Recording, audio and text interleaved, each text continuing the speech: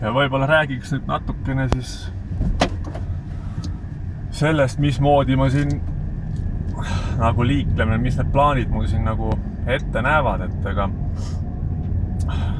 ma ei tea hullem või mis saab olla, aga tegelikult mul päris mingeid otseseid plaane nagu ei ole, et lihtsalt need liivatüünid tahtsin ära näha ja saare kõige kõrgema mäe. Aga muidu sõidan siin rohkem nagu loominguliselt. Et peamine point on lihtsalt liigelda siin mägedes, nautida loodust. Ja seda ma siin just tegemas olengi. Praegu tulin ka saare nagu kõige kõrgema mäe otsast alla. Filmin ka seda siin niimoodi, et telefon on armatuurlaua ja esiklaasi vahel lihtsalt kinni pigistatud, et ega mul on vaja ikkagi mõlema käega roolist reaalselt kinni ka hoida. Muidu siin mägedes võib ikka päris palju nalja saada, kui siin nagu liiga uljaks läheb. Need kõik on selline improviseeritud reis. Et teed seda, mis lihtsalt pähe tuleb, täiesti plaanide vaba. Mul isegi GPS-i peal ei ole nagu märgitud mingid sihtkohtasid. Jah, ta mul siin klaasi küljes on ja mul on tähtis see, et ma näeks seda teede võrku. Ja seda ta mul ilusasti näitab. Ja siis vaatan lihtsalt, kuhu tulen. Ja muidugi eks need sildid on ka nii ongi. Ei saa selle klaasi vahel seda hoida, lendab minema. Joh, ei tii küll. Tuleb ikka käes hoida seda. Näed, niimoodi see keps jookseb siin siis. Ei tea, saab neid lihtsalt niimoodi. Ei ole märgitud, kuhu ma lähen. Näed, selline paras trall, jah. Selles mõttes oleks see GoPro parem, et tõmbad endale selle, ma ei tea, rihmaga pähe kinni ja ongi kõik, aga mõtlen, kui ma YouTube'ist need videosi vaatasin, mis tegelased on GoProdega teinud, siis mulle ei meeldinud see, et mingid kumerad pildid tekkisid või mingid imelikud moonutused tulid sisse. Aga mina teen praegu kogu seda videot Nokia 6.1 telefoniga, millel on esimene kaamera 8 megapikslit ja tagumine on siis 16, et praegu, mis ma filmin, on 16 megapikslit. See annab YouTube'is juba ilusasti HD kvaliteedi välja, nii et ma arvan, et selle taha nagu asi ei jää, et pigem on nagu keeruline kogu seda asja jäädvustada siin ikkagi niimoodi, et pead siin ühe käega rooli hoidma, teisega telefoni, lisaks on autol veel manuaalkast ka, aga kuna ma praegu tulen mäest alla, siis on nagu lihtne.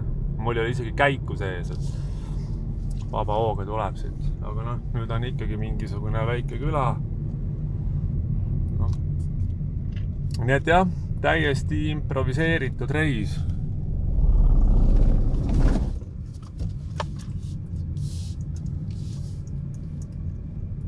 Ja päris sükene, mina ei tea, seiklen lihtsalt siin mööda seda saart ringi ja siin on see Gran Canaria on nagu tohutu tiheda teede võrgustikuga. Et siin mingisugune paberkaart ka anti lennujaamast. Sükene, ma ei tea, turistidele, aga ta sükse hea pildi annab, et see on nagu päris jõhker, millised need võrgustikud siin on. Ja mõtlen, saare kõige kõrgem tipp oli seal siis kuskil 1946 või midagi sellist. Et väga nagu ei ole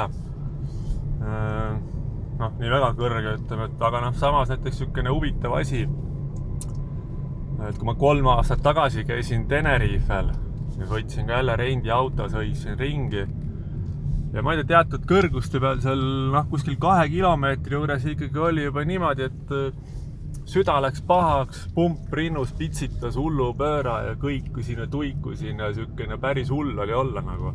Aga ma ei tea, siin praegu nagu ei ole üldse sellist, et ma ei tea, kuidas siis tollel ajal oli tervis nii kehv siis või. ja mis seda mõjutada võis, et praegu paned siin ringi illalla-trullalla, häda ei ole mitte midagi. Täitsa normaalne enesetunne, mingid 2 kilti veel ikkagi ei ole päris see, kus nagu liiga mingi õhu mingisugune rõhk nii madal oleks või kuidagi. Näiteks praegugi ma olen 1275 meetrit üle merepinna, seal on siis see kõige suurem linn, mis ta seal oli, see Santa Cruz. Näha, ma ei tea, ma üritan see kuidagi teepiiret äärde sõita, aga siin on autod päris jõhker kinni pidada, aga siin on nii kurvil need erilisi kohtasid, kus sa saad siin väga, on, aga neid on võrdlemisi vähe, et mingi lamp koha peal tahad kinni pidada, siis ta mõnevõrra ohtlik on, et ega see ei tea ju elu sees, kuna siit kuskilt kurvi tagant keegi sulle üldse autoga ootamatult ette sõidab, aga üldiselt ma olen märganud, et ega inimesed on siin tegelikult, sõidavad üldiselt nagu väga aeglaselt tegelikult, ega mingeid väga selliseid kohalikke Carlos Sainz'e siin väga märgata pole olnud. Ise olen siin võib-olla vahepeal natukene rallitanud, eks mäed selles mõttes nagu verd pisut käima tõmbavad, kui aus olla, jah. Tuleb siuke käratus sisse kohe.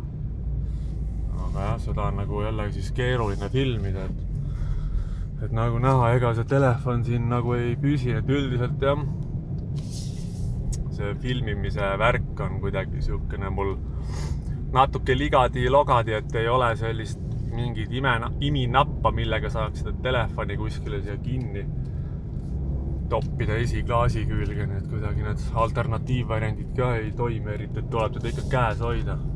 Et siukene improviseeritud reis saarel, et ega ei ole nagu erilist siukest, et otsest kohta panen tegelikult jumalast lampi ringi lihtsalt niisama. Vot praegu siis nagu sellised jutud, et vaatame, kuidas see päev siit siis edasi kulgeb, et kuskil äkki ka mingisuguses söögikohas mõni klipp teha. Ja ma ei tea, kellele videod meeldivad, korda läheb, pange subscribe ja tellige ja eks ma siin iga õhtu apartmendis saan wifi't, sealt siis saab üles laadida, see telefon, see netimaht on mul siin nagu ta on, et ega seda telefon laeb ikka hirmus kaua, wifi panete ikka naks kohe üles. Aga praegu hetkel tšau!